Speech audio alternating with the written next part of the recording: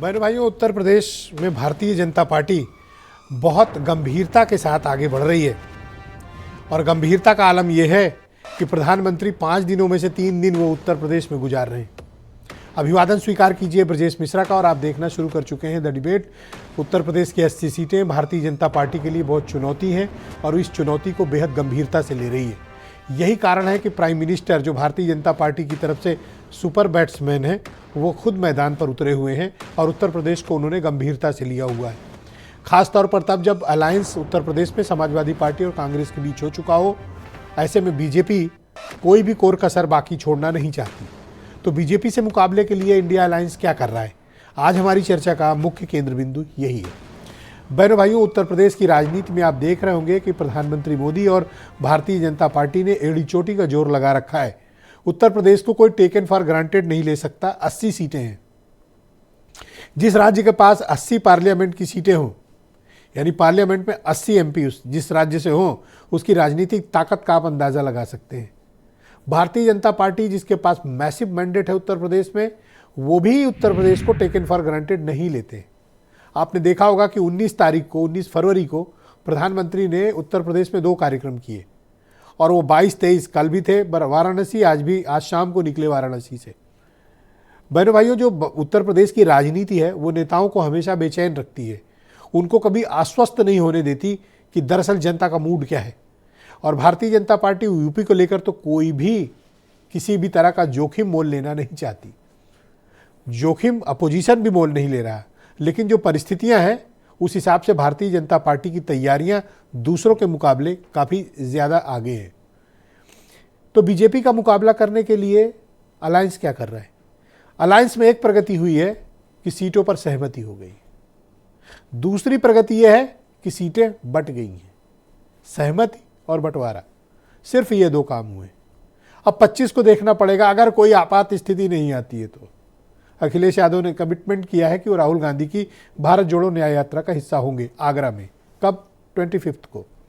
उस दिन देखना पड़ेगा। उस दिन एक बड़ा दृश्य होगा अपोजिशन के लिए, जब लंबे समय के बाद 2017 के बाद राहुल गांधी, अखिलेश यादव एक मंच पर किसी यात्रा का हिस्सा बनेंगे। उसके पहले बैठकें वगैरह में सम्मिलित हो चुके हैं दोनों नेता, पर एक साथ कैंपेन करने निकलेंगे 17 के बाद, 7 साल के बाद 2 लड़के। क्या ये प्रधानमंत्री मोदी और बीजेपी का मुकाबला यूपी में कर पाएंगे? तब जब ईस्ट यूपी में राजभर अलग हैं, वेस्टर्न उत्तर प्रदेश में राष्ट्रीय लोकदल जयंत चौधरी अलग हो चुके हैं और वो एनडीए का हिस्सा किसी भी दिन बन जाएंगे और पूरा इत्मीनान है कि वो एनडीए का हिस्सा बनेंगे और गए समझिए बीजेपी में। तब जब क्षेत्रीय छत्रपों ने अलायंस का साथ छोड़ रखा हो, तब ये जो 2 बड़े विपक्षी दल हैं, समाजवादी पार्टी और कांग्रेस, क्या ये बीजेपी का मुकाबला करने में सक्षम है? बहनों भाइयों, ये तो वक्त बताएगा। लेकिन असेंबली इलेक्शंस में आप देखेंगे तो इंडिया अलायंस के जो अभी के घटक दल हैं, इन दोनों के वोट शेयर को अगर मैथमेटिक्स के हिसाब से भी, हालांकि पॉलिटिक्स में मैथमेटिक्स का काम बहुत कम होता है, लेकिन अगर फिर भी हम ये जोड़ देते हैं तो इनका वोट शेयर मैक्सिमम जाएगा 39% के आसपास, 38.5 या 39%। और बीजेपी अगर इन सबके वोट जोड़ लेती है तो 50% से ऊपर जा रही है। अगर असेंबली का ही जोड़ देते हैं तो मैं इसमें पार्लियामेंट की संभावनाओं को पीछे करके जो हमारे पास डेटा मौजूद है, अगर हम उसका एनालिसिस भी कर लें तो क्या इस तरह के टुकड़ों में चल रही कैंपेन, टुकड़ों में जारी हो रही प्रत्याशियों की सूची, कैंपेन में एक रूपता का अभाव, क्या ये इंडिया अलायंस को बीजेपी के सामने मजबूती से टिका पाएगा? अब बहुत से लोग परसों के अलायंस होने के बाद ये कह रहे हैं कि मुसलमानों का कन्फ्यूजन खत्म हो गया। तो क्या ये सब मुसलमान वोटों के लिए है? और आज कांग्रेस के एक बड़े नेता ने सोशल मीडिया पर एक धमाका किया है। अभी तेवर दिखाए हैं, अंदाज दिखाया है, अभी अब मैदान में आना बाकी है। उनका नाम सलमान खुर्शीद है। फर्रुखाबाद की सीट कांग्रेस को नहीं मिली। तो खुर्शीद परिवार की राजनीति का उत्तर प्रदेश में लोकसभा के चुनाव में अंत। गुस्से में गाना होना लिखा है उन्होंने और नाराजगी भी जताई है। आसिम बकार गाना भी सुना रहे थे, वो नगमे गाते रहना और क्या करते रहना। तो क्या सलमान खुर्शीद कुछ निर्णय कर चुके हैं? इतने साल की राजनीति के बाद वो कहाँ जाएंगे अब? जो पार्टी ताकत में है वहाँ उनका ठौर कम है, या हो सकता है ले भी लिए जाएं, कोई ताज्जुब की बात नहीं, लेकिन अभी उन्होंने जो ट्वीट किया है उसमें काफ़ी नाराज़गी जताई है। और बहन भाइयों, ये प्रारंभिक है, जिस दिन टिकट पूरे बटेंगे उस दिन में वास्तविक रूप से आपको लोग बागी सामने आएंगे। तो आज कंप्रहेंसिव इन सब मुद्दों पर हम चर्चा करेंगे। आप कुछ स्टेटमेंट सुन लें, फिर डिबेट आगे बढ़ाएंगे। 2024 में 80 में से 80 सीटें जो है भारतीय जनता पार्टी जीतेगी, और जो 400 पार का हमारा गोल है उसमें अपने अव्वल नंबर लाकर दिखाएगी। देखिए, ये भारतीय जनता पार्टी है, ये 400 सीट तो छोड़िए, 543 में से 600 सीट जीतने का दावा भी कर सकती है। लेकिन सच्चाई ये है कि आज पूरे देश की जनता भारतीय जनता पार्टी की सरकार से परेशान है, वो बदलाव चाहती है। कि जो सपने देख रहे हैं 400 पार के, वो इसी इलेक्शन में ध्वस्त हो जाएंगे और जनता इनको इनकी सही औकात दिखा देगी। बहनों भाइयों, आज की परिचर्चा को आगे बढ़ाएंगे। डॉक्टर कौशल कांत मिश्रा मेरे साथ मौजूद हैं, भारतीय जनता पार्टी के प्रवक्ता हैं। प्रियंका गुप्ता उत्तर प्रदेश में कांग्रेस कमेटी की प्रवक्ता, नावेद सिद्दीकी समाजवादी पार्टी से हैं, रोहित अग्रवाल राष्ट्रीय लोकदल से हैं, आसिम वकार साहब भी हमारे साथ मौजूद हैं, MIM के राष्ट्रीय प्रवक्ता हैं, और वकार साहब के करीबी दोस्त KP मलिक, बहुत ही जाने माने पत्रकार, मेरे साथ दिल्ली से जुड़े हुए हैं, और वीरेंद्र सिंह जी हमारे स्टेट हेड। बहुत शुक्रिया और धन्यवाद आप सभी का इस कार्यक्रम में मेरे साथ शिरकत करने के लिए। डॉक्टर कौशल कांत जी, कार्यक्रम की शुरुआत में आपसे करना चाहता हूं कि आप तो ये दावा कर रहे थे, आप मतलब आपकी पार्टी, कि आप 80 में 80 में कॉन्फिडेंट हैं, सब जीत लेंगे, पर आपको तो अपने सुपर बैट्समैन को उतारना पड़ रहा है सर। कोई तो दबाव है आपके ऊपर। सुपर बैट्समैन तो हमारे वो कार्यकर्ता हैं जिनका तो आज तक कोई भी कार्यकर्ता उनका बराबरी नहीं कर पाया। आप उत्तर प्रदेश की बात करते हैं, आप मुझे एक इलेक्शन ऐसा दिखा दीजिए देश का जिसमें प्रधानमंत्री जी थोड़ा सा भी पीछे रहे हो। तो ये कहना तो मतलब सही नहीं है कि ब्रजेश जी की केवल वो उत्तर प्रदेश में आए हैं। आप मुझे एक इलेक्शन तो बता दीजिए पिछले 2014 से लेके आज तक एक इलेक्शन बता सर, मैं अपने स्टेट के बाहर बहुत कम देखता हूं, मैं अपने स्टेट पर ज्यादा नजर रखता हूं सर, और यहाँ की हर गतिविधि पर नजर रखता हूं। दूसरी चीज उत्तर प्रदेश के सांसद हैं मोदी जी, बनारस से जीत कर आए हैं। अगर वो अपने प्रदेश की धरती के लिए नहीं आएंगे फ्रंट फुट पे, तो फिर कौन आएगा? तो सुपर बैट्समैन हमारा हर जगह सुपर है, उत्तर प्रदेश हो, चाहे तमिलनाडु हो, चाहे तेलंगाना हो, चाहे देश का कोई भी कोना हो। क्या ये इंडिया अलायंस का जो गठबंधन हुआ है समाजवादी पार्टी कांग्रेस के बीच, इसका कोई प्रेशर है आपके ऊपर? अरे गठबंधन ऐसे दो लड़कों से गलती हो जाती है और दो लड़कों में दोस्ती भी हो जाती है। ये लड़के मिलते रहते हैं। उत्तर प्रदेश नहीं, पूरे देश में इलेक्शन भारतीय जनता पार्टी इसी मोड में लड़ती है। इवन आप लोग ही कहते हैं कि भारतीय जनता पार्टी तो इलेक्शन लड़ने की मशीन है। वो चाहे, और ऐसा सुनकर आपको बड़ी खुशी भी होती है, और मुझे बिल्कुल खुशी होती है एज ए कार्यकर्ता। मशीन सुनकर खुशी होती है सर जी? अपने को मशीन कहलवा कर खुशी होती है? नहीं, मशीन नहीं। आप ये समझिए, लोकतंत्र में चुनाव ही एक ऐसा जरिया है जिसमें आपको जाकर के देश की सेवा, जनता की सेवा करनी है। तो अपने उस काम को अगर पूरी लगन से करना जी, आप उसको इस तरह से परिभाषित करना चाहते तो कर सकते हैं, लेकिन हम अपने सारे काम को पूरी लगन से करते हैं। हमारे लिए काम इलेक्शन है और हम इलेक्शन को पूरे जी जान से हर जगह लड़ते हैं। और चूंकि मोदी जी इतने जी जान से लड़ते हैं हर जगह, तो हम तो एक आम करता, अदना से कार्य करता है। हम तो आगे फ्रंट फुट पे रहने की कोशिश ही कर सकते हैं, पर नजर तो मोदी जी ही आएंगे। शुक्रिया आपका मिश्रा जी, हमारे साथ जुड़े रहिएगा। मैं इस डिबेट को, विपक्ष में कोई और नहीं है, केवल मोदी जी है। और 400 पार का जो नारा है वो नारा तो है। थैंक यू, धन्यवाद। ये जो तैयारी ये लोग कर रहे हैं वो 29 धन्यवाद की कर रहे हैं। मैं इस डिबेट को आगे बढ़ाता हूं। धन्यवाद मिश्रा जी, शुक्रिया। मैं नावेद सिद्दीकी जी को आमंत्रित करता हूं, समाजवादी पार्टी के प्रवक्ता हैं। नावेद जी, आपका बहुत स्वागत है। सीटें तो बढ़ गई और कहां कौन लड़ेगा ये भी तय हो गया जी, पर सर इलेक्शन कैंपेन नहीं डिसाइड कर पाए आप। नहीं, देखिए किस तरह से आपने, जैसा कि आपने कहा कि सीटें बढ़ गई और सारी चीजें हो गई हैं, नहीं तो आपने जो चीज बताई, तो हर चीजों में वक्त लगता है। ये एक बड़ा चुनाव है, बड़ा चुनाव है। बड़ी लड़ाई है और ये एक ऐसी लड़ाई है जिस लड़ाई में लोकतंत्र को बचाना है, देश को बचाना है, देश खतरे में है, आज उसको बचाने की ज़रूरत है। इसलिए उस हिसाब से सारी चीज़ें बनाई जा रही हैं। तो इन सब चीज़ों में वक्त लगता है। और देखिए, बड़ी अच्छी बात है कि अभी ब्रिजेश जी, आपने अपनी डिबेट की शुरुआत में अभी भारतीय जनता पार्टी के प्रवक्ता से एक सवाल किया कि सुपर बैट्समैन आपने पूछा कि हाँ, क्या आपके मोदी जी क्या सुपर बैट्समैन है। तो मुझे बड़ी खुशी हुई कि अब भारतीय जनता पार्टी के लोग मोदी जी को सुपर बैट्समैन नहीं समझते। जैसा कि इन्होंने सीधे कह दिया कि नहीं, मोदी जी नहीं, जनता है, जो हमारे कार्यकर्ता हैं, कार्यकर्ता हमारे सुपर बैट्समैन है, मोदी जी नहीं है। हो सकता है इनकी नज़र में सुपर बैट्समैन, क्योंकि उत्तर प्रदेश में है, ये योगी जी को सुपर बैट्समैन अपना समझते हैं। रुकिएगा मिश्रा जी, पहले राउंड में कोई किसी को इंटरप्शन नहीं सर, अपनी बात कह लें। सेकंड राउंड में इनकी हर आपत्ति का आपसे जवाब देंगे। लेकिन नावेद जी, आप इधर उधर की बात न करिए, अपने काफिले के बारे में बताइए। नहीं, हम वही बात कर रहे हैं। देखिए, दो चीजें, एक पहली चीज ये थी, दूसरी चीज गठबंधन पे इन्होंने कैमरा वो है जी, दूसरी चीज इन्होंने गठबंधन के ऊपर बात करी कि गठबंधन, और जिस तरह से इन्होंने जिन शब्दों का इस्तेमाल किया, दो लड़के हैं और इस तरह से वगैरह वगैरह। तो ये बताएं कि एनडीए में ए का क्या मतलब है। इनसे हम पूछना चाहते हैं, ये जो एनडीए है, इसमें ए का क्या मतलब है। अलायंस है, आप अपने अलायंस की बात बताइए। आप गठबंधन को इस नजर से देख रहे हैं, इसका मतलब आप अपने अलायंस को भी उसी नजर से देख रहे हैं।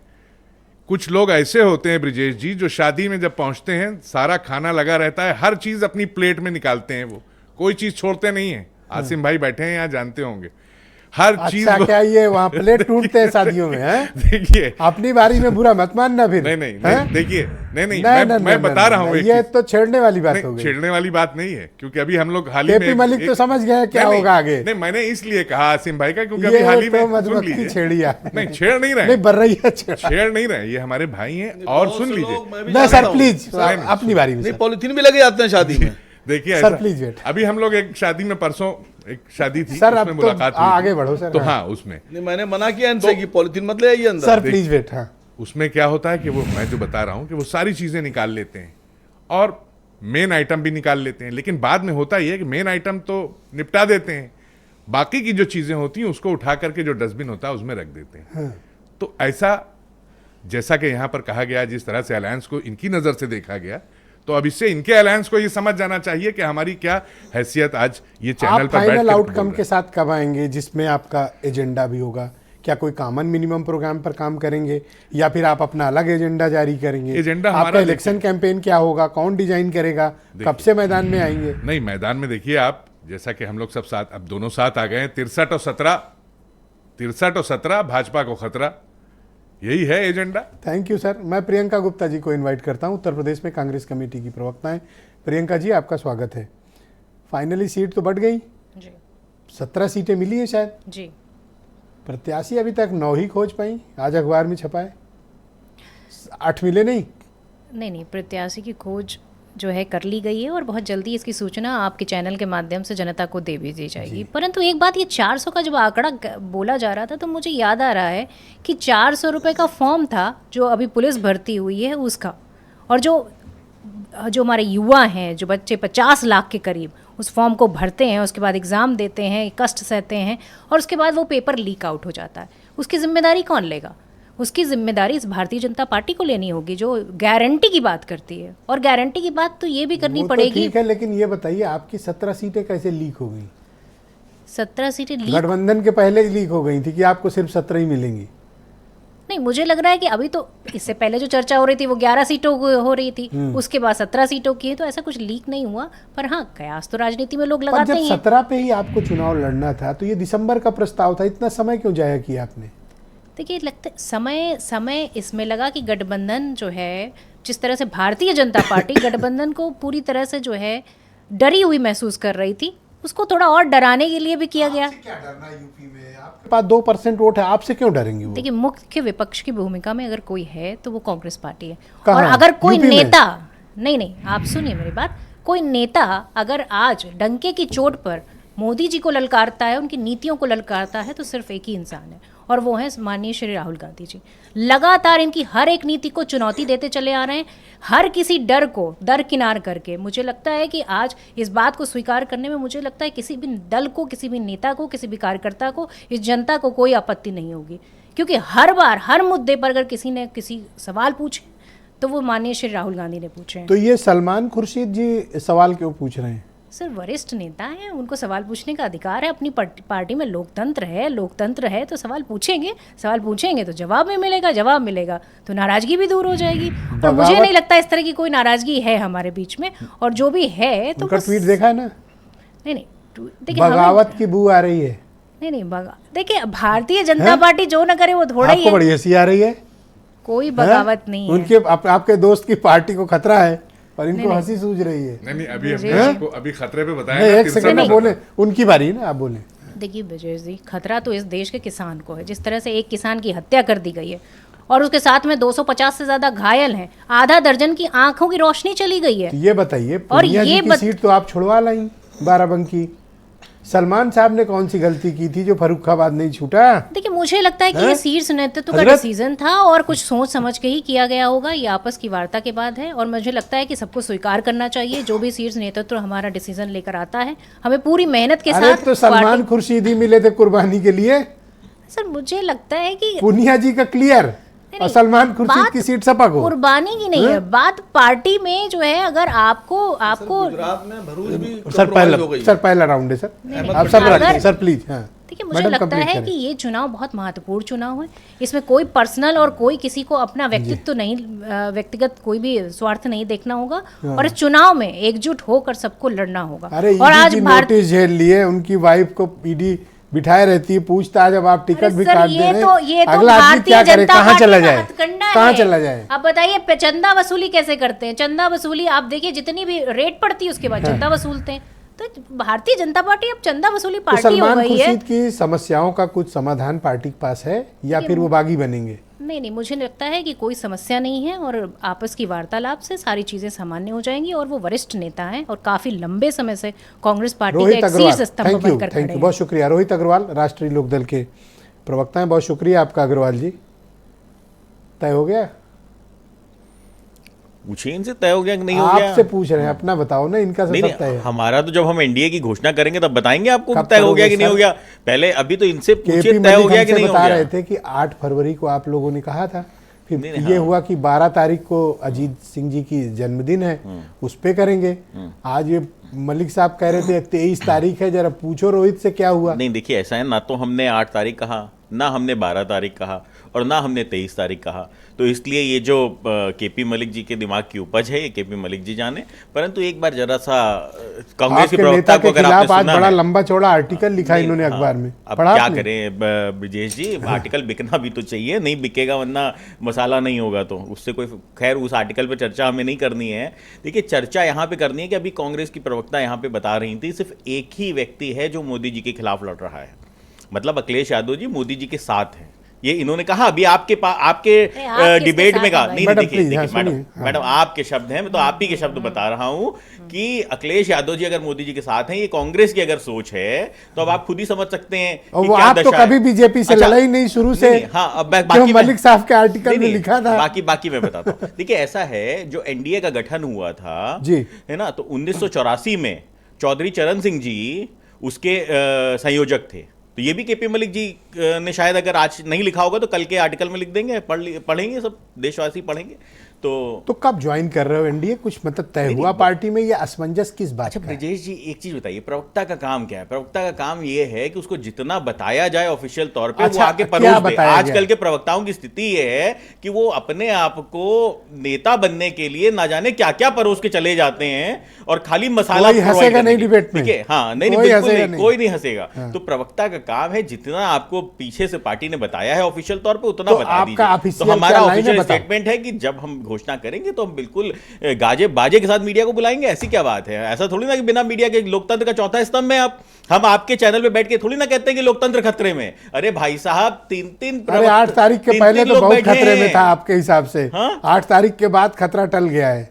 8 के पहले तो आप आसमान पे सर उठाते थे। नहीं, देखिए ब्रजेश जी, एक बात को समझना पड़ेगा कि हमें किससे लड़ना है। अब अभी सलमान खुर्शीद साहब की बात हो रही थी, है ना, उनका क्या क्या दोष है कि उनकी टिकट कट रही है? वो मुसलमान है इसलिए उनकी टिकट कट रही है। दूसरा दोष एक मिनट, दूसरा दोष देखिए, एक बात बिल्कुल स्थिति साफ है, आम आदमी पार्टी ने सलमान खुर्शीद जी को जितना परेशान किया, उनके परिवार को जितना परेशान किया, शायद ही राजनीति में आज तक किसी ने परेशान किया होगा। आज आम आदमी पार्टी के साथ गठबंधन कर लिया कांग्रेस ने।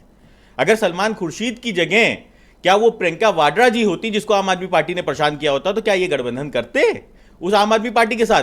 क्या क्या आरोप नहीं लगाए? अरे विकलांगों के समान में भ्रष्टाचार के आरोप लगाए सलमान खुर्शीद जी के ऊपर आम आदमी पार्टी ने। इससे ज्यादा घृणित आरोप लगा सकता है कोई व्यक्ति? उनकी पत्नी को जेल तक जाना पड़ा। आज इंक्वायरी, जो ईडी इंक्वायरी की आप बात कर रहे थे, वही आरोप है जिनके ऊपर ईडी की इंक्वायरी चल रही है। अच्छा, तो ये बताओ स्थिति ये है कि आप मुसलमानों की टिकट काटोगे और उसके बाद खाली इसलिए गठबंधन कर लोगे कि मुसलमान की शंका खत्म हो जाए। अरे भाई साहब, मुसलमान अब आपके झांसे में आने वाला नहीं है, तो आपके झांसे में विकास के साथ है। आपके साथ तो अब जाएगा नहीं, हमारे साथ ही है मुस्लिम, उधर चले गए ना, मुस्लिम हमारे साथ है, आप उधर चले गए। यही तो डर दिखाते हैं, यही डर दिखा दिखा के मुस्लिमों को ये मुस्लिम वोट खाली हटना चाहते हैं। आपका अलायंस तो नहीं रुका, नहीं, हमारा अलायंस बिल्कुल क्लियर है ब्रजेश जी। हमारा अलायंस जब अनाउंस होगा, हम गाजे बाजे के साथ मीडिया को बुलाएंगे और मीडिया के सामने जवाब देंगे। अंतिम सवाल जी, इलेक्शन के पहले तो गठबंधन कर लोगे?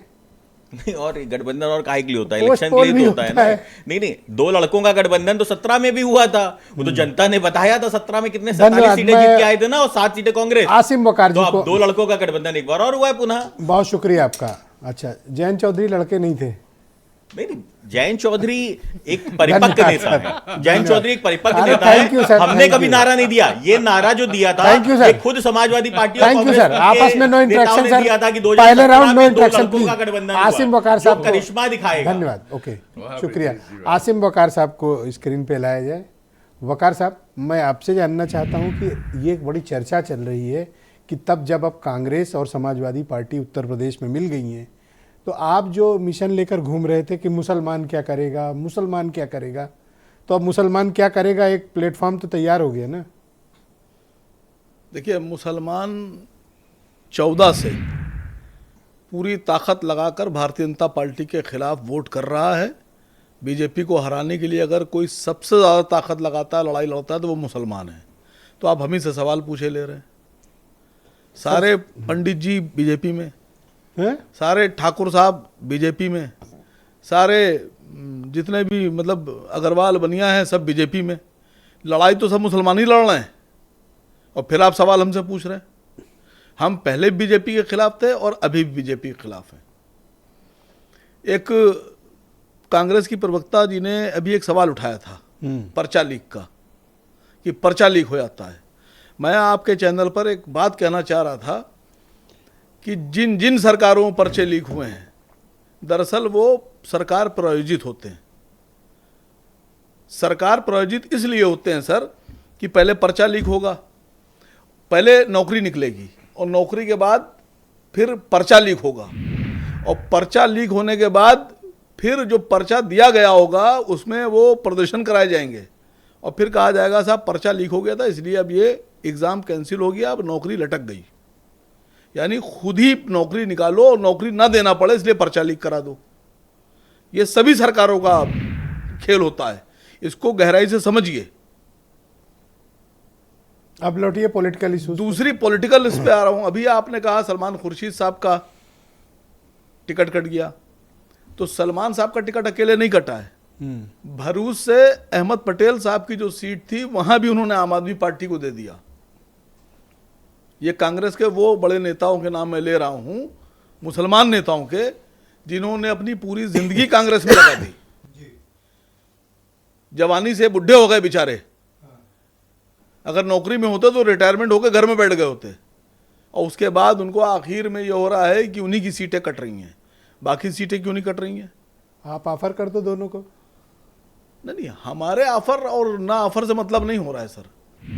हम तो सीधी सीधी सी बात कर रहे हैं। हमने तो एक सवाल खड़ा किया, आपने खाली सलमान खुर्शीद की बात की थी, मैं अहमद पटेल साहब की बात कर रहा हूँ। सोनिया जी के वो राजनीतिक सलाहकार, पीए, सबसे करीबी आदमी रहे हैं। अच्छा, ये नोटिस किया कि पूनिया जी की क्लियर हो गई, उनकी फंस गई। मैं कह तो रहा हूँ आपसे कि इससे मुसलमानों की सीटें क्यों दी जा रही हैं? अच्छा, कंप्रोमाइज की जा रही हैं, सरेंडर की जा रही हैं। मुरादाबाद भी देखो। फिर मैं छोड़िए सर, बाकी तो कांग्रेस जाने और समाजवादी पार्टी जाने। नहीं, आप अपनी तकलीफ बता सकते हैं, मतलब सर, सब लोग सुनेंगे। हमारी सबसे बड़ी तकलीफ ये है कि समाजवादी पार्टी ने उन तमाम लोगों को अलायंस में लाकर, चाहे वो राजभर हों चाहे वो आरएलडी वाले हों, इनको लाकर इनको चुनाव में 2022 में लड़ाया, इनको मुसलमानों के वोट दिलाए और फिर ये बीजेपी में चले गए। और अगर अभी हम सवाल उठाएंगे तो जो बीजेपी से पूरी ताकत से लड़ रहा है उसी को बीजेपी का एजेंट कह देते हैं। तो मैं पूछ रहा हूं कि क्या आपकी राजनीतिक समझ नहीं है? आप इंसान नहीं पहचान पाते हैं? या आरएलडी वाले कह रहे हैं कि मुसलमान इनको वोट देगा? नहीं, आरएलडी वालों ने कहा कि हम प्रवक्ता हैं, हमारा काम समझिए। मैं बता रहा हूं काम, रफूगर है सर। रफूगर का काम देखा आपने? हाँ, कि फटे फटा हुआ पे सिल कपड़ा देना। सीता है। हाँ। हाँ, तो ये वो वाला काम कर रहे हैं, रफूगर हैं सब। इनके साथ मुसलमान जाएगा? आपका क्या मानना है? नहीं जाएगा सर, मुसलमान नहीं जाएगा। अरे क्यों नहीं जाएगा? भाईचारा मीटिंग की है। नहीं, बिका हुआ मुसलमान चला जाएगा जिसको कुर्सी की भूख है। नहीं इस ना, तरीके पहले नहीं कहने चाहिए। नहीं मुस्लिम कौम के लिए ना कहें, मुस्लिम कौम के लिए इस तरीके के शब्दों का प्रयोग विजय नहीं होना चाहिए। विजय जी, इस तरीके के शब्दों का प्रयोग अगर मुस्लिम कौम के लिए होता है तो दर्द होता है। ठीक है, धर्म के नाम पे नहीं, धर्म के नाम पे इस तरीके का अगर प्रयोग होता है तो दर्द होता है। Vijay ji please cooperate, go ahead sir. 20 second बचे। जिनको पैसे की भूख है और जिनको कुर्सी की भूख है, और जो बिना ताकत और बिना पैसे और बिना सत्ता के और बिना सुरक्षा कर्मियों के रह नहीं सकते हैं, वो कहीं भी जा सकते हैं। तो आपके हिसाब से सपा वालों को वोट वो देंगे? तो आरएसएस में भी जा सकते हैं सर, वो विश्व हिंदू परिषद में भी जा सकते हैं। ऐसे मुसलमान तो हिंदू महासभा में जा सकते हैं, जो जिनको पैसे की भूख होती है, जिनको कुर्सी। लेकिन जो वाकई में मोमिन होते हैं, जो जानते हैं कि सर कटा देंगे लेकिन झुकाएंगे नहीं। तो अब तो अलायंस को वोट देंगे मुसलमान। आप तो जो महीने भर से कैंपेन चला रहे थे उस पर तो गुब्बारे में पिन लग गई। देखिए, हमारी अपने राष्ट्रीय अध्यक्ष जी से बात हो रही है। 3 राउंड की बात हमारे राष्ट्रीय अध्यक्ष जनाब असद ओवैसी साहब से हो चुकी है। किस बारे में? हम लोग भी देख रहे हैं कि कहां से हमको कैंडिडेट कितने खड़े करना है। यूपी में बिल्कुल खड़े करेंगे सर। क्या बात कर रहे हैं? हम अपने राष्ट्रीय अध्यक्ष से गुजारिश कर रहे हैं, हम उनको सर, फीडबैक दे आपकी रहे हैं। कोई हिस्ट्री नहीं है मैं पॉलिटिकली? आपसे कह रहा हूं ना कि 3 राउंड की बात हमारी उनसे हो चुकी है। मन में हिम्मत बना पा रहे हैं? बिल्कुल लड़ने बैठे हैं सर। हारने और जीतने की सवाल नहीं उठता, बात होती है लड़ने की। हार जीत तो तब फैसला होगा ना जब लड़ेंगे। अब बताऊं आपसे, मैंने एक साहब को एक जवाब दिया था। मैंने कहा हल्दी घाटी के युद्ध में अकबर की तरफ से 1 लाख की फौज थी और महाराणा प्रताप की तरफ से शायद 10,000 भी नहीं थे जी। लेकिन जब इतिहास लिखा गया तो उसमें महाराणा प्रताप का भी जिक्र है और अकबर का भी जिक्र है। और जो दूरबीन लेकर पिक्चर देख रहे थे ना, पिक्चर देखने वाले, उनका कोई जिक्र नहीं है। सर, हम फाइटर लोग हैं, हम लड़ेंगे, आपको हारे या जीते, हम हारे या जीते, लेकिन इतिहास में हमारा नाम लिखा आपको मैं याद दिलाता हूं कि आप ये जो अभी वीरता की कहानी सुना रहे थे जी, यही कहानी सुनाने आप राजस्थान गए थे। पूरे राजस्थान के चुनाव में असेंबली के जो अभी बीता है 1500 वोट नहीं नसीब हुए थे आपको, 1500। तो उसके बाद सर हम पर आप आ रहे हैं कि आप उत्तर प्रदेश लड़ेंगे सर। 1500 वोट पूरी पार्टी को राजस्थान राज्य में मिला सर। आपकी बात बिल्कुल सही है। पहली बार चुनाव लड़े थे, एंड टाइम पे फैसला लिया गया था। राजस्थान में हम लोगों ने कोई बहुत बड़ा काम और बहुत ज्यादा काम भी नहीं किया था। मैं आपसे यही तो कहना चाह रहा हूं कि हमको वोट भी नहीं मिले, फिर भी गहलोत साहब हार गए। मुसलमानों के वोट उनको मिले, फिर भी वो बीजेपी से नहीं लड़ पाए। मलिक साहब को नहीं, वजह किसकी है और गलती किसकी है कि बीजेपी से क्यों नहीं लड़ पा रही? मुसलमान आपको नहीं छुएगा, उससे भी जो मैं कई बार कह चुका हूं, चिमटे से भी। चुनाव आने दीजिए, कर लो कोशिश सर, छुएगा नहीं। देखिए, आप चिमटा मत बोला कीजिए क्योंकि जब आप चुनाव में चिमटा बोलते हैं तो वो चिमटा जो है वो इंडिया अलायंस के खिलाफ इस्तेमाल हो जाता है। अच्छा ठीक है, आप चिमटा करके तब हरवाई दे रहे हैं। क्यों? आप पहले कसम खाइए कि चिमटा नहीं बोलेंगे आज। सर, मैं क्यों नहीं बोलूंगा चिमटा? मैं हमेशा ही कहता हूं कि आपको मुसलमान चिमटे से भी नहीं छूता। नहीं सर, आप चिमटा बोलते हैं, अखिलेश जी हार जाते हैं। ठीक, मैं केपी मलिक साहब को आमंत्रित करता हूं। मलिक साहब, आपका बहुत शुक्रिया। आज मैंने इसलिए आपको जहमत दी देर शाम डिबेट के लिए। आज मैंने आपका आर्टिकल पढ़ा, आप खासे नाराज हैं राष्ट्रीय लोकदल के पॉलिटिकल मूव से। ये आपका अपना आकलन है या फिर आप पब्लिक के बीच से ओपिनियन लेकर ऐसा लिख रहे हैं?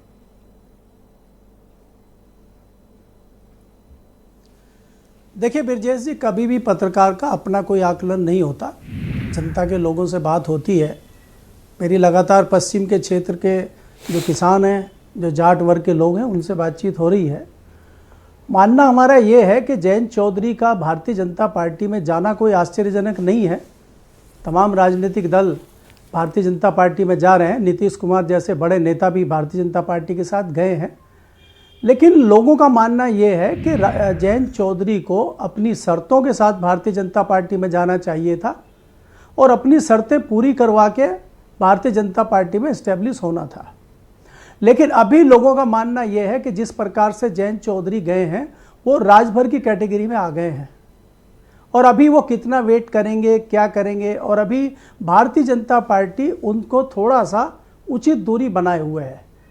ना उनसे अमित शाह मिल रहे हैं, ना उनसे प्रधानमंत्री मिल रहे हैं, ना उनका फाइनल हो रहा है कि उनको कौन कौन सी सीटें दी जाएंगी। भारतीय जनता पार्टी 27 तारीख को राज्यसभा के जो चुनाव हैं उसका इंतजार कर रही है और लोगों का मानना यह है कि किसान जो खासकर वेस्टर्न यूपी का है या जो जाट मतदाता है या राष्ट्रीय लोकदल का खांटी मतदाता है वो कहीं ना कहीं इस मामले से नाराज है। दूसरा, जिस प्रकार से आपने देखा कि इन्होंने तमाम ऐसे प्रोग्राम किए जिसमें इन्होंने मुसलमानों के और उसको जो यहाँ पे थोड़ी तलखी बनी हुई थी जाटों में और मुसलमानों के बीच में उसको ख़त्म करने की कोशिश की, कई सालों से इन्होंने बड़ी मेहनत की, तो उस मेहनत पे लगभग पानी फिर गया है। तो उससे भी कहीं ना कहीं कुछ लोग नाराज़ हैं। उनका मानना ये है अगर जाना ही था तो थोड़ा पहले चले जाते, अगर 17 में जाते तो नतीजे कुछ और होते, 19 में जाते नतीजे कुछ और होते। तो अभी थोड़ा सा जो मतदाता है वो भी कहीं ना कहीं भ्रमित है। लगातार लोग हमसे बात करते हैं और जो अधिकतर लोगों की राय होती है वही हम सामने रखते हैं। मेरी राय का कुछ होना ना होने से बहुत ज़्यादा फर्क ब्रजेश जी नहीं पड़ता है। अगर आप देखेंगे, अब मैं थोड़ा सा गठबंधन की अगर आप मुझे इजाजत दें बात करने की, कि उत्तर प्रदेश में समाजवादी पार्टी और कांग्रेस का गठबंधन बड़ा है, उस गठबंधन का आज भी क्या कोई कॉमन मिनिमम एजेंडा है? क्या सीटों का फाइनल हो गया है? आज ही आपने बताया कि सलमान खुर्शीद जी नाराज हो गए, ये तो एक शुरुआत है और कई लोग नाराज होंगे सीटों पे। तो आप क्या फाइनल करेंगे, कैसे होगा? राष्ट्रीय लोकदल का भारतीय जनता पार्टी में फाइनल है क्या, या क्या राष्ट्रीय लोकदल वापस सपा बसपा उसका कांग्रेस का जो गठबंधन होने वाला है उसके साथ आएंगे क्या, या कोई दूसरी परिस्थितियां बनेंगी क्या? अभी कोई दिखाई नहीं दे रहा है। भारतीय जनता पार्टी अपनी चीज़ों को लेकर बहुत तेज़ी से आगे बढ़ रही है। जैसा कि आपने सबसे पहले भारतीय जनता पार्टी के प्रवक्ता से पूछा था कि मोदी जी ने खुद ही बैट उठा लिया है और वो चौके छक्के लगाना उन्होंने शुरू कर दिया, वो बनारस में 2 दिन थे। तो क्या उसके सामने ये गठबंधन और ये बाकी राजनीतिक पार्टियां कितना टिक पाएंगी, ये हमें देखना होगा जी। तो उसकी तैयारी इस गठबंधन की, उसकी तैयारी जयंत चौधरी की है कि नहीं है, इस पे भी देखना और विचार करना होगा जी। बहुत शुक्रिया आपका केपी मलिक साहब। मैं नेक्स्ट राउंड में आपके बाकी विचारों को भी सम्मिलित करूंगा। वीरेंद्र सिंह जी हमारे स्टेट हेड भी इस कार्यक्रम में आ चुके हैं।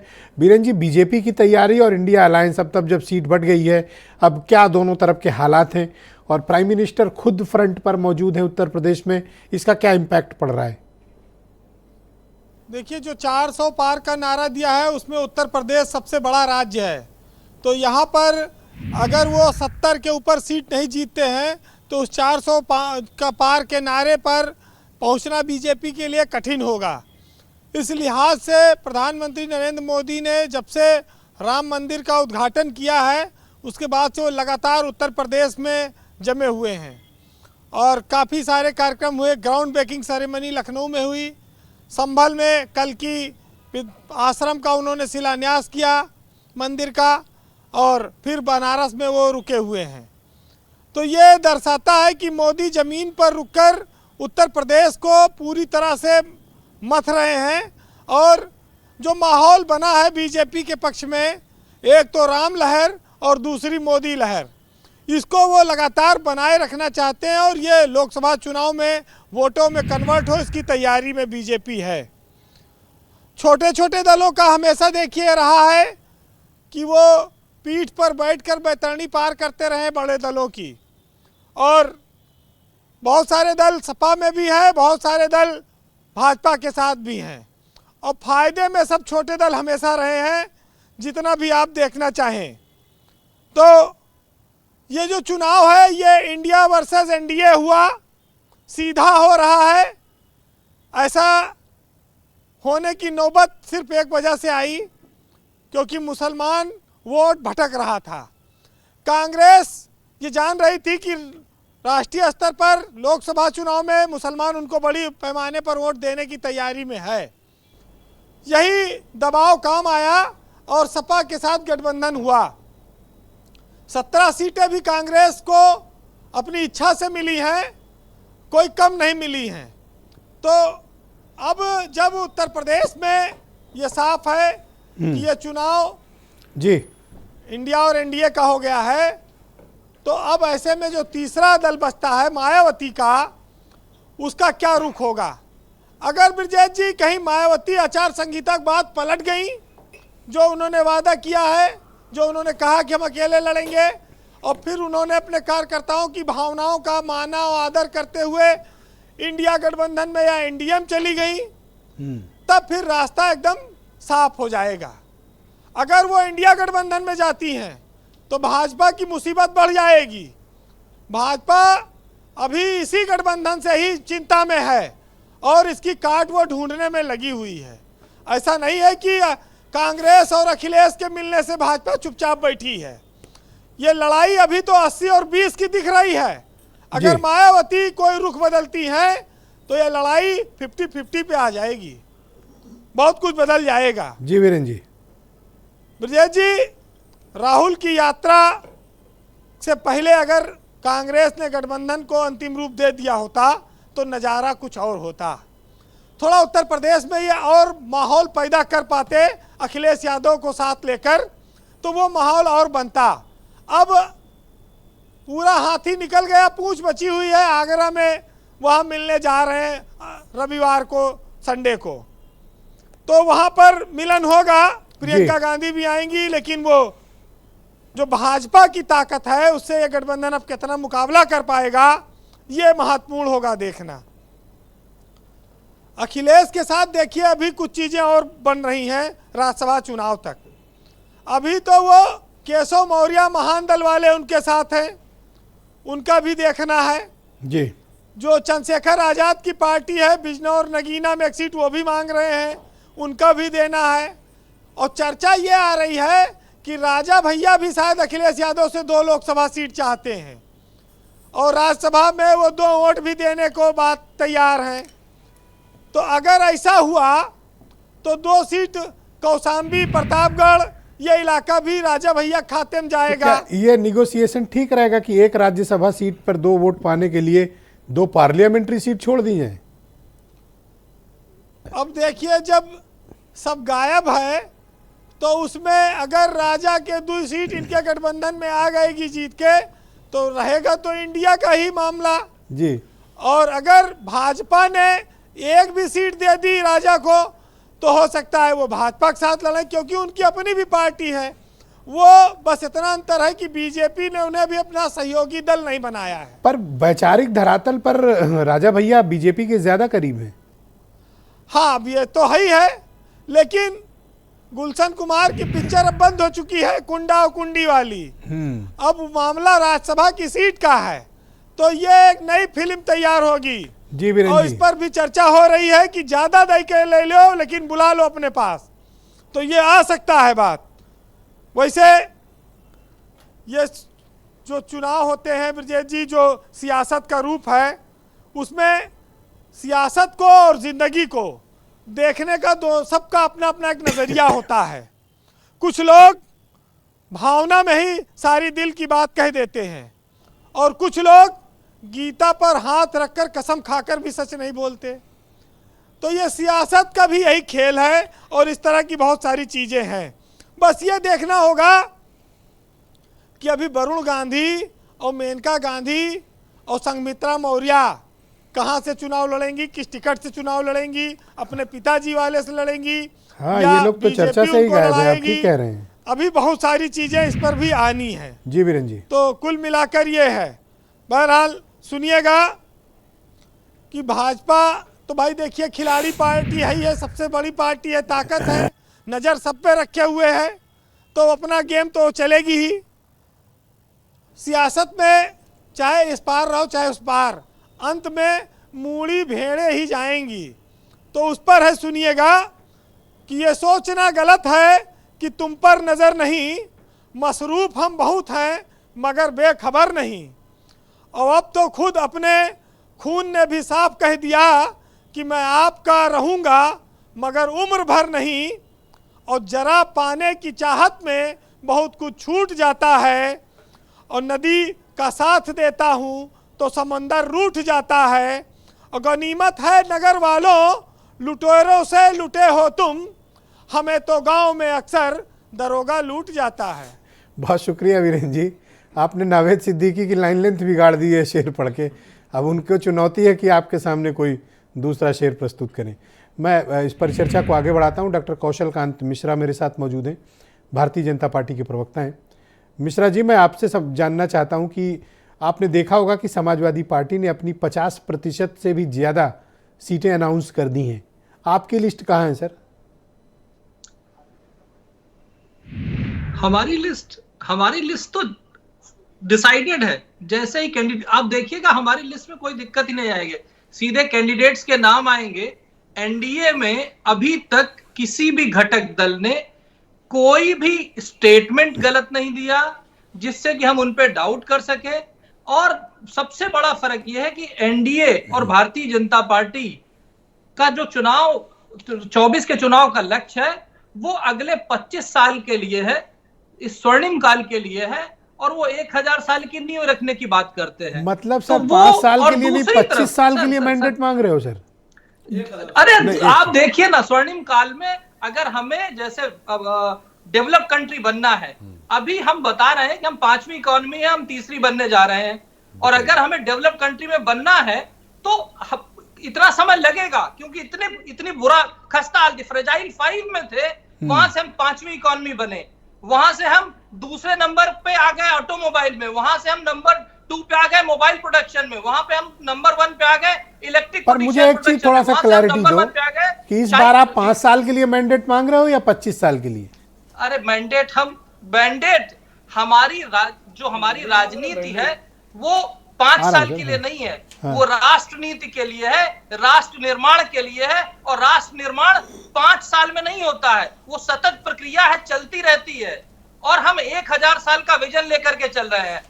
एक तरफ आप देखिए हम 5वीं से 3री इकोनॉमी की बात कर रहे हैं, दूसरी तरफ ये लोग अपने सीटों की बात कर रहे हैं कि हमें 2 सीट मिलेगी और हमें 3 सीट मिलेगी। इंडी गठबंधन वाले का जो ये कहें कि उनका जो अलायंस है वो किनका अलायंस है, इन्हीं की शब्दों में बोलता हूं, उसमें चालू पार्टियां हैं, उसमें चिरकुट पार्टियां हैं, उसमें परिवारवादी लोग हैं, भ्रष्टाचारी लोग हैं, तुष्टीकरण वाले लोग हैं। और अच्छा, ये जो आपको 25 साल का मैंडेट चाहिए, या अकेले के लिए चाहिए या आरएलडी राजभर बाकी दोस्तों के साथ चाहिए? सर, ये एनडीए का सपना है, भारतीय जनता पार्टी उसका एक अंग है, और लोकतांत्रिक प्रक्रिया में सबको बराबर का मौका मिलेगा। Okay, alright. नावेद सिद्दीकी को स्क्रीन पे लाया जाए। 25 साल का मैंडेट मांग रहे हैं, वैसे तो 5 साल का लोग मांगते हैं जी, पर भाई का कॉन्फिडेंस है, ये कह रहे हैं 25 साल का मैंडेट और 1000 साल का विजन। सर, उनके कॉन्फिडेंस को सैल्यूट है। सही बात है, सही कर रहे हैं वो। 25 साल का मांग रहे हैं, मैंडेट मांग रहे हैं। जितने शीर्ष नेता हैं इनके, सब बता रहे हैं कि 400 पार, 400 पार। हर एक से हम लोग यही सुन रहे हैं लगातार मीडिया में कि 400 पार।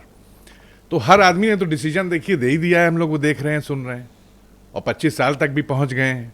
तो ये इलेक्शन काहे करा रहे हैं?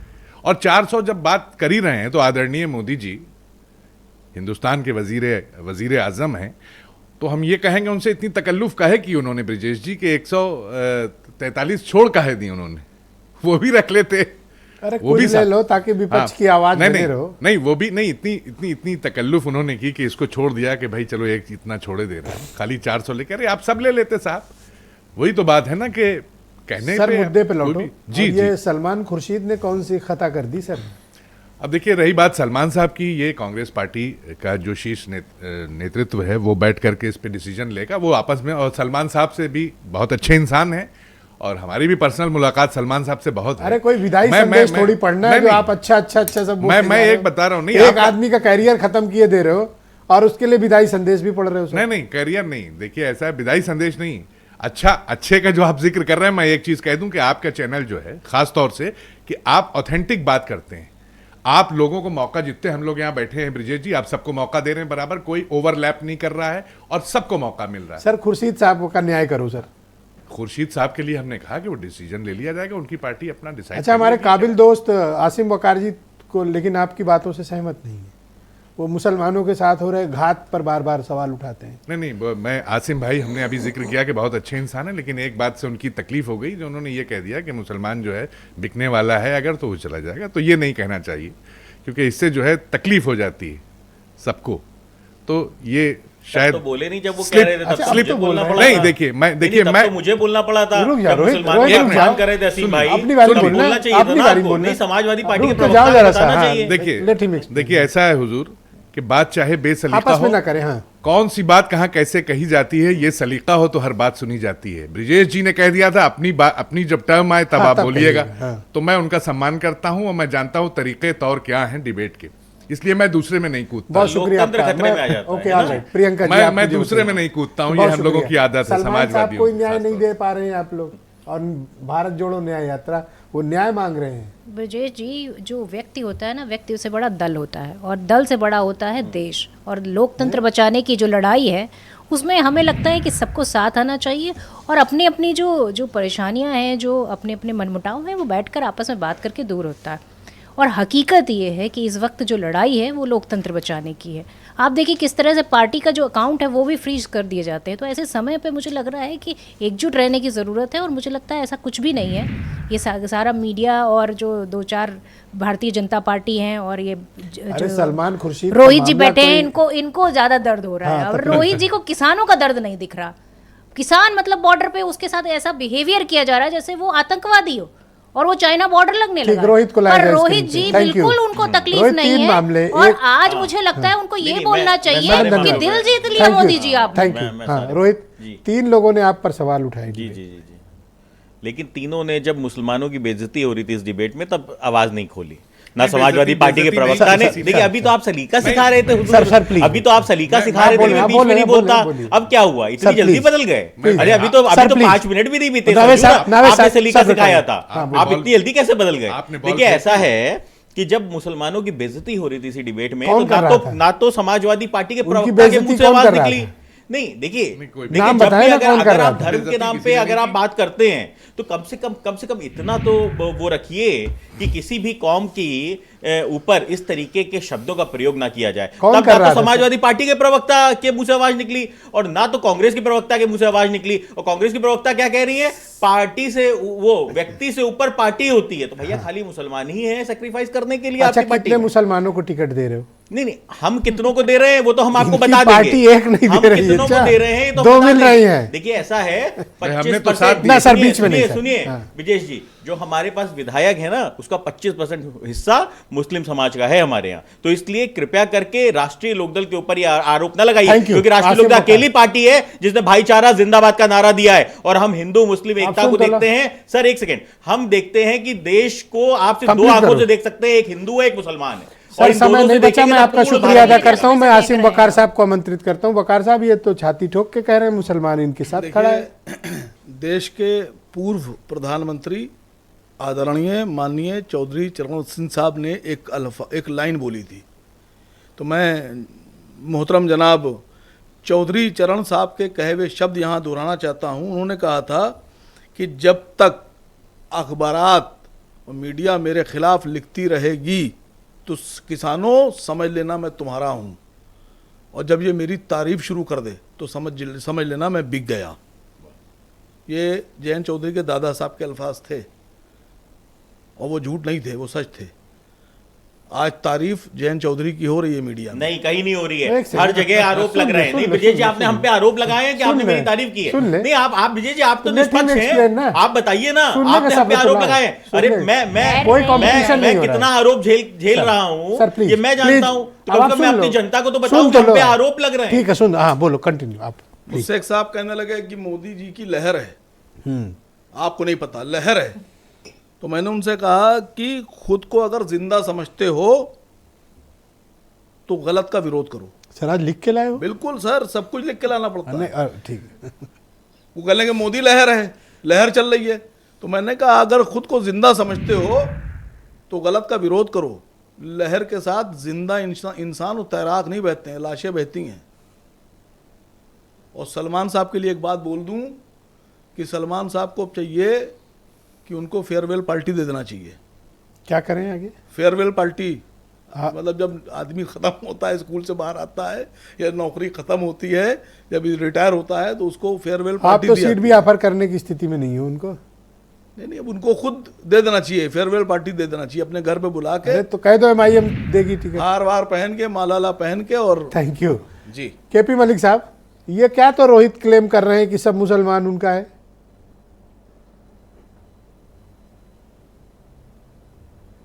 नहीं, देखिए ब्रिजेश जी, मुसलमान तो राष्ट्रीय लोकदल के साथ जाने का मतलब भारतीय जनता पार्टी के साथ है, तो मुस्लिम कभी भी भारतीय जनता पार्टी के साथ जाता नहीं है। कुछ परसेंटेज की अगर हम बात करें चुनिंदा, वो तो आसिम साहब ने बहुत अच्छे से बता दिया, उसका जिक्र मैं नहीं करता हूँ, लेकिन मोटे तौर पर नहीं माना जाता कि मुस्लिम भारतीय जनता पार्टी के साथ जाता है।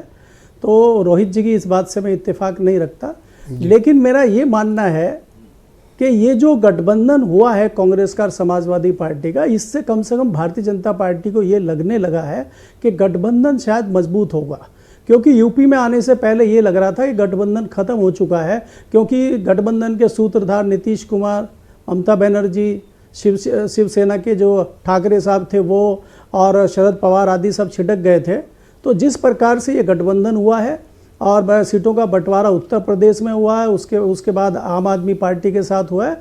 और एक चीज़ बहुत अच्छी यहाँ पे विजेंद्र जी ने कही है कि मायावती का भी वेट हो रहा है। अगर आचार संहिता लगने के बाद कहीं मायावती गठबंधन के साथ आ जाती है तो भारतीय जनता पार्टी के लिए थोड़ी मुश्किल मुझे उत्तर प्रदेश में दिखाई देती है। ब्रजेश जी जी, आपका बहुत बहुत शुक्रिया सर। मैं अपने सभी अतिथियों का धन्यवाद प्रकट करता हूं कि आप सब ने अपना कीमती वक्त आज की परिचर्चा के लिए निकाला। और बहन भाइयों, आप सबका भी बहुत शुक्रिया कार्यक्रम देखने के लिए। धन्यवाद, नमस्कार।